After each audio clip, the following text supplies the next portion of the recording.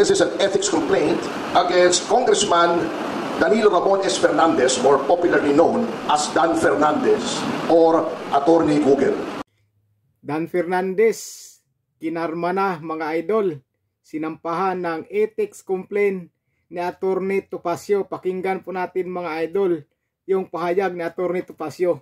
This is a verified complaint. A copy is right now on its way to the House of Representatives.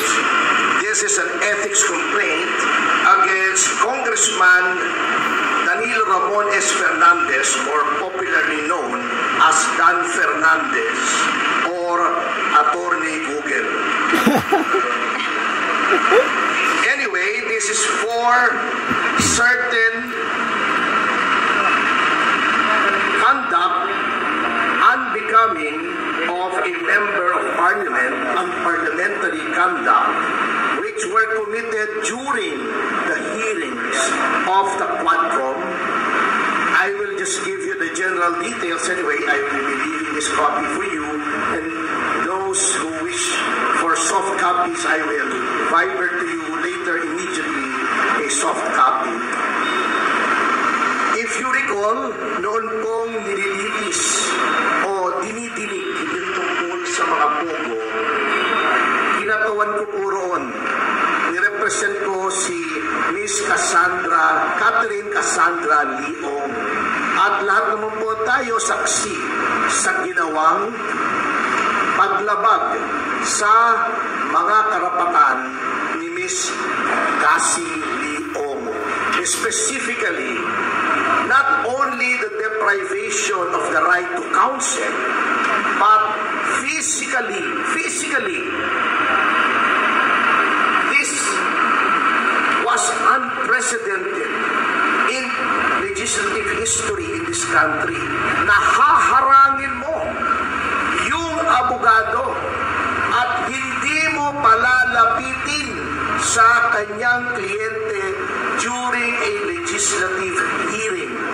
Sapagkat ang karapatan na magkaroon ng abogado upang makipagsangguni ang isang testigo sa legislative hearing ay ginagarantiya ng walang iba kundi ng ating saligang batas. Number 2, magwa-warning sa abogado na huwag bigyan ng payo ang kanyang kliyente. Saang planeta po acceptable ang ganoong behavior? Nasasabihin mo, Attorney Topacio, do not approach your clients, otherwise you will be cited in contempt. How is that even possible? Number 3, yung hindi po pagbigay ng right to remain silent and the right against self-incrimination sa isang testigo. At si Congressman Fernandez, pagamat hindi abogado, hindi ko naman sinasabing kapag hindi ka abogado ay hindi mo na alam ang batas. Ngunit, sinasabi na nga po sa kanila, or dapat, a person who is in the legislature should be charged with knowledge of the law. Because, number 1, they are lawmakers. Paano kang gagawa ng batas kung ikaw ay walang alam sa batas? Pwede naman pong basahin ang mga desisyon. Tama naman, to an extent, si Congressman Fernandez, pwede kang mag-google at mag-google mo yung mga kaso. At kung meron kang hindi naintindihan sa kaso, meron ka namang legal staff siguro. O itanong mo sa kapwa mo, Congressman na abogado, ano bang ibig sabihin ito? At pinoint out na nga po sa kanila na sa napakaraming kaso, the right to remain silent and the right against self-incrimination may be invoked not only in criminal proceedings but in all proceedings, civil, administrative, legislative. At pinakita Pinakita na nga po sa kanila ang batas. Pinoint out na nga po sa kanila yung batas. Bakit ayaw pa nilang sundin? That is also against the oath that they have taken when they took their oath of office to defend and protect the Constitution and the laws of the Republic of the Philippines and pronouncements of the Supreme Court according to our civil code are part of the law of the land. So yan po ang isang violation, ano? Number two, yun pong the right of a witness to be treated with dignity and with respect. Kapag ikaw ay tinatawag, na violate po yan. Binabastos po nila ang mga witnesses, not only my client, but of course, I have no right to complain on behalf of the other witnesses who are also represented by counsel. Yun po. Number three, yung pronouncements, very unparliamentary. Alam niyo po, in all parliaments in the entire civilized world, meron pong language na tinatawag nila unparliamentary. Diba? Ayaw na ayaw nila si Pangulong Duterte. Sinabi nila, do not use offensive words. Pero bakit sila tatawagin nilang pathological liar, puro papakiyot, puro ganon, tatakutin mo pa. Misleading the witness, sasabihin pa, tignan mo itong mga napatay, di umano dahil daw ng bogo. Tignan mo yan, we will grant you immunity if you testify against them. That is misleading. The legislature cannot grant immunity. It is only the prosecution in certain cases and the prosecution with the consent of the court in other cases that may grant immunity by way of making a witness, a state witness. It is not for the legislature to grant immunity. They can only grant transactional immunity, which I can explain later on, but they cannot grant complete immunity. So, pagsama-samahin yan, ayaw nilang makausap sa abogado. Bago, tatakutin nila para magsalita against her right to self-incrimination and against the right to remain silent. Pagkatapos, ika-grant mo na, papangakuan mo ng immunity na wala ka namang kapangyarihang ibigay. All of these are parliamentary conduct. And nakalagay po, may rules of conduct, hindi lamang ang miyembro ng mababang kapulukan, kundi ang mga public officials on how they conduct themselves. And it is my respectful contention that Congressman Fernandez has violated these norms of conduct. Ngayon, bakit sa Ethics Committee? Kasi may nakalagay po sa ating konstitusyon na yung mga ginagawa po ng isang miyembro ng legislatura, they can only be made liable therefore in no other place than the legislature. That's why may committee on ethics. They are supposed to police themselves. Now huli na po, bago tayo pumunta rito, and I feel this is also of equal importance in this case. Sasabihin nila, walang mangyayari dyan sa complaint mo kasi sila din yan. Si Congressman Espares ang head ng Committee on Ethics. Pagtatakpan lang nila yung sarili nila.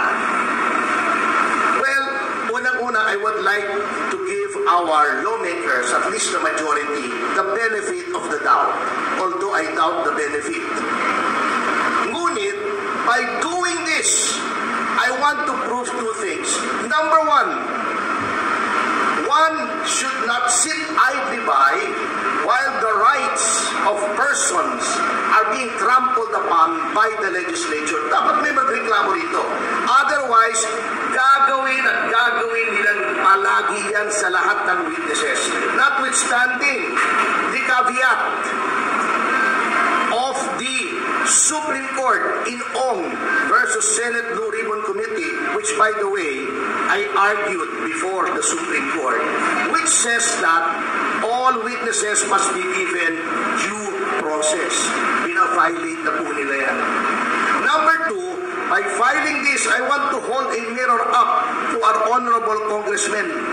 Tignan nga po natin, tignan nyo ang sarili nyo kung anong ginawa nyo sa mababang kapulungan, which is supposed to be an august body, which is supposed to be populated by honorable men and women. Kaya nga honorable ang tawag sa inyo eh. Are you really honorable? Are you really august? Kaya nyo bang ipulis ang inyong ranks?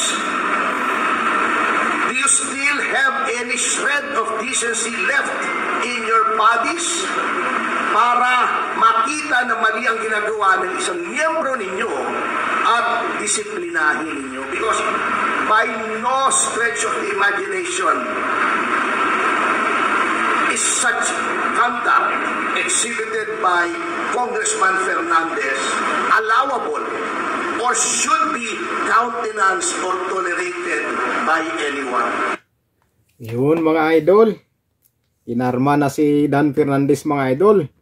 May isang abogado na nagsampa ng ethics complaint laban kay Dan Fernandez sa pinanggagawa nila mga idol sa mga resource person.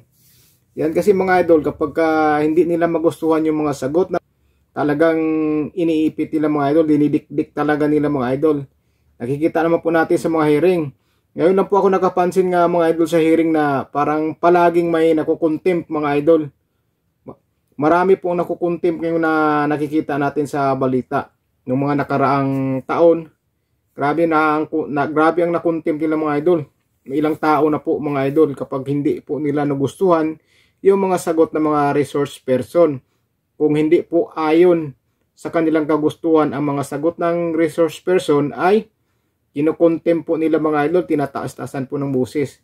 Kaya ngayon mga idol, ayan, nakikita po natin si Atty. Topacio.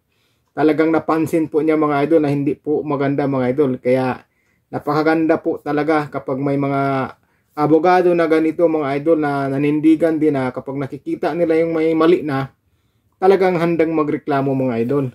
Kaya believe po tayo kay Atty. Topacio mga idol sa ginagawa niya. Salot po Atty. Topacio, talagang magaling po kayo attorney. So yun mga idol, abang-abangan na lang po natin ang mga resulta mga idol sa mga pangyayaring ito mga idol. Buti nga at nandyan si Atty. Topacio para masita na po yung mga ganyang gawain mga idol sa pagdating ng hearing. Grabe naman po, makikita naman po natin pagdating sa hearing kapag pag sumagot yung resource person at hindi po nila magustuhan at hindi sang-ayon sa gusto nilang marinig, ayan, binabanata na po nila ng mga idol, tataasan ng boses. Pagka hindi pa talaga nila magustuhan, ayan, contempt po kaagad mga idol. Kagaya kay Colonel Grijaldo mga idol, di ba? 2 bisis na po ang contempt si Colonel Grijaldo mga idol, 2 bisis. Kaya ngayon, ayan, sinampahan na ni Atty. Topacio ng ethics complaint si Congressman Dan Fernandez. Buti nga sinampahan. Karma din, karma is real.